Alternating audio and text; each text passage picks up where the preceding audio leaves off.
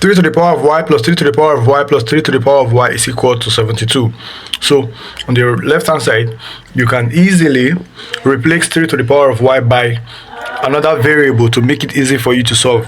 So you can just say let 3 to the power of y be equal to p. Okay, so in place of 3 to the power of y, this particular equation can now be written as p plus p plus p, which is equal to 72. When you add p plus p plus p, that becomes 3p is equal to what? 72.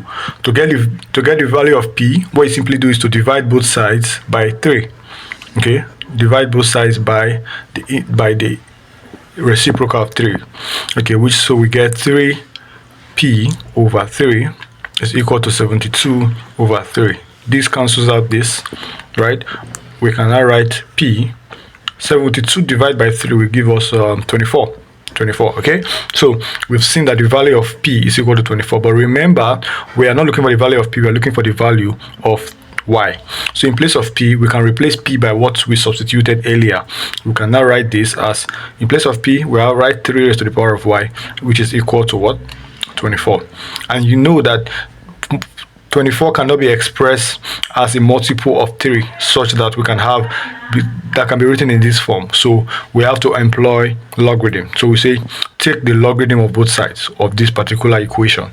So we can use natural logarithm. We can now say ln 3 raised to the power of y, which is equal to ln 24, right? When this, by the law of logarithm, the y multiplies the logarithm, right? And that becomes y ln 3 is equal to ln 24. To get the value of y, you simply have to do is what? Divide both sides by the coefficient of y, which is what? Ln 3. Ln 3, okay? So we divide by ln 3, you divide by ln 3, ln 3 disappears completely, and then we are left with y is equal to ln 24 over ln 3, okay? And this becomes your final answer.